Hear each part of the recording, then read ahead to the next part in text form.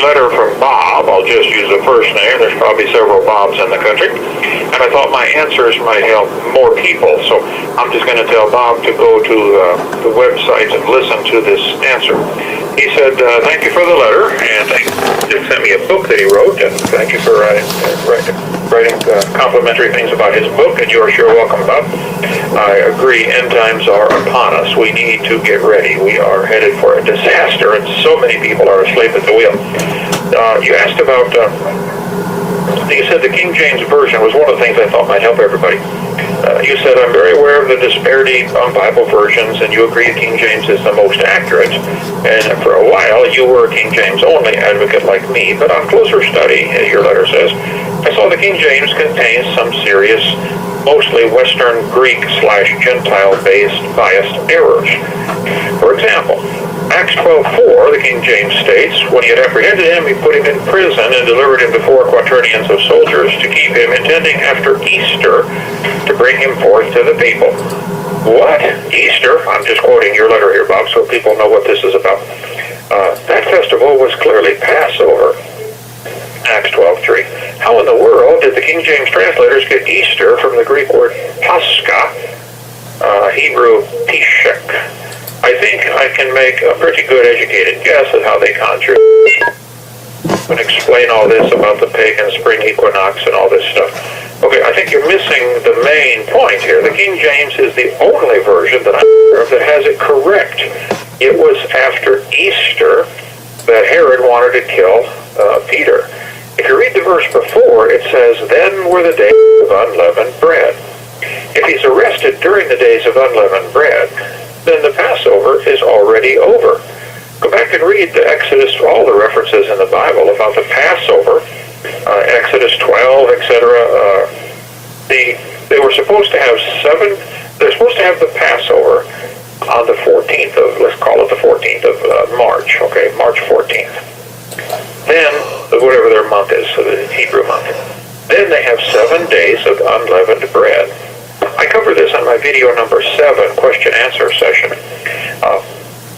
about the word Passover. So if you get a chance, I've got all the scriptures in there. You can look at it.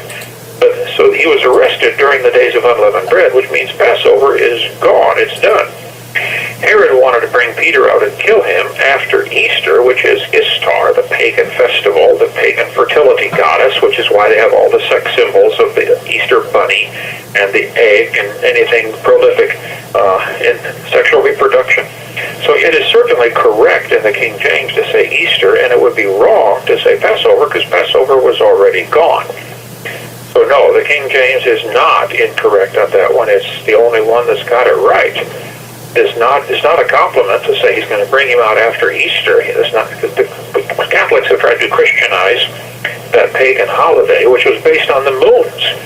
The Jewish festival of Passover was the 14th day of the month, and then Easter went by some kind of lunar cycle or something like that. So that's a long study, which you've got part of the facts here about the fertility goddess Ishtar was worshipped, and you're correct, but you're missing the point. It was indeed correct to say Herod was not a Christian. He didn't care about the Passover or the Jewish holidays or the godly holidays. He cared about his pagan holiday, Ishtar.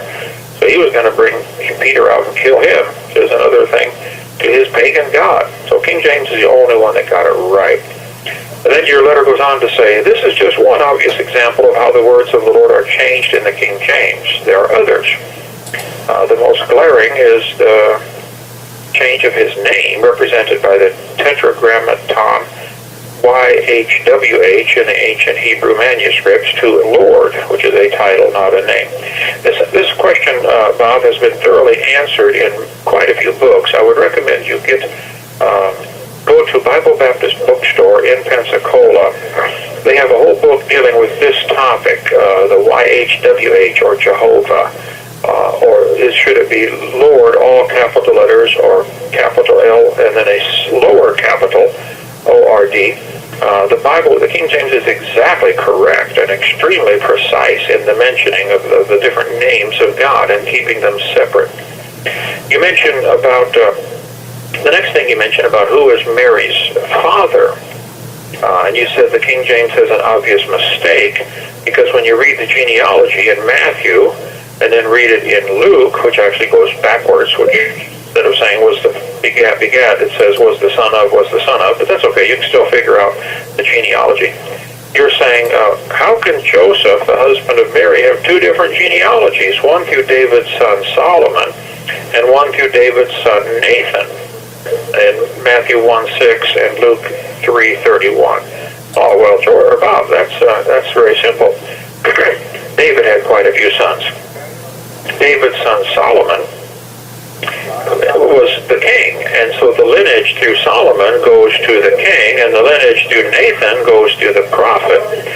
So Mary, I forget which is which, but one of them goes back to Solomon.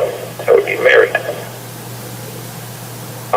And the other one, Joseph, would go back to, I think Joseph, the stepdad of Jesus, goes back to Solomon, and Mary, the actual mother of Jesus, goes back to Nathan. So Jesus had the right to be both the high priest and the king of Israel. So it combined again in Jesus, even though Joseph was his stepfather, not his father. So you're right, there's a different genealogy from David on down. But that's intentional. That's not a mistake at all. So I would encourage you to get back to the King James and read it. There's no contradictions that I'm aware of, and certainly those two you pointed out are not contradictions. So keep studying, and when you get all done climbing the mountain of truth, I'll be waiting at the top holding my King James Bible.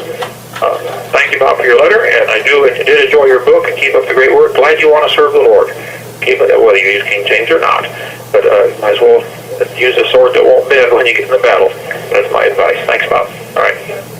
Amen. Okay, that's the only question I